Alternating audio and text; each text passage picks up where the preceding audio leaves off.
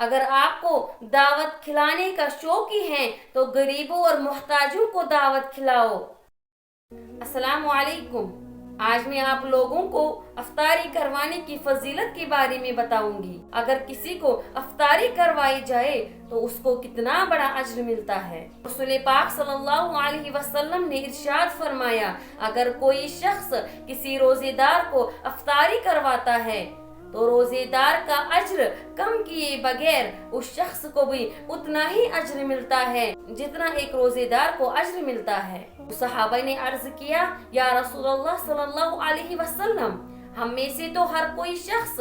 افطاری نہیں کروا سکتا ہے، ہمیں اتنی استطاعت نہیں ہے کہ ہم کسی شخص کو افطاری کروائیں، پھر تو ہم یہ ثواب نہیں پا سکیں گے۔ تو رسول پاک صلی اللہ علیہ وسلم نے ارشاد فرمایا، لازمی نہیں کہ تم کسی کو پیٹ بھر کر کھانا کھلاؤ یا پیٹ بھر کر پانی پلاؤ۔ تو حضور پاک صلی اللہ علیہ وسلم نے فرمایا، اگر کوئی کسی کو دودھ کا ایک گھونٹ پلائے یا پانی کا ایک گھونٹ پلائے، اور حضور نے فرمایا اگر کوئی ایک کھجور سے کسی کا افطار کروائے تو اللہ تعالیٰ اس کو بھی اس روزے دار کے برابر اجر دیتا ہے، اور اس روزے دار کے اجر میں اللہ تعالیٰ کوئی کمی نہیں کرتا ہے۔ حضور پاک صلی اللہ علیہ وسلم نے فرمایا، اگر کوئی اس بات کا اہتمام کرے کہ کسی کو پیٹ بھر کر کھانا کھلائے، پیٹ بھر کر افطاری کروائے، اس کو سیراب کرے، تو اللہ تعالیٰ اس کو کل قیامت کے دن میرے ہاتھوں حوض کوثر نصیب فرمائے گا،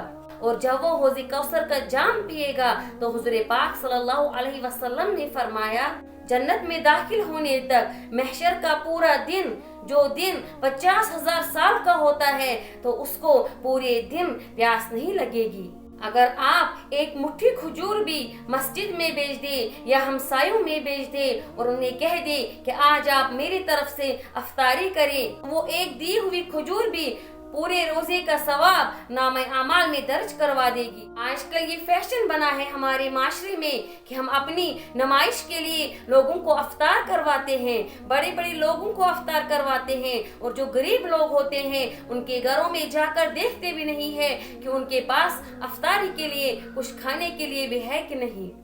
حضور پاک صلی اللہ علیہ وسلم نے صحابہ کرام کو ارشاد فرمایا کہ تمہارے دسترخوان سے متقی کے علاوہ کوئی نہ کھائے، یعنی متقی لوگ تمہارے دسترخوان سے کھائے، اور یہ کسی بندے کی خوش بختی ہوتی ہے کہ اس کے دسترخوان سے متقی اور پرہیزگار لوگ افطاری کریں۔ اگر آپ کو دعوت کھلانے کا شوق ہی ہے تو غریبوں اور محتاجوں کو دعوت کھلاؤ۔ اگر ویڈیو پسند آئے تو ویڈیو کو لائک کریں اور چینل کو سبسکرائب کریں۔ ملتے ہیں دوبارہ کسی نئے موضوع کے ساتھ، تب تک کے لیے اللہ حافظ۔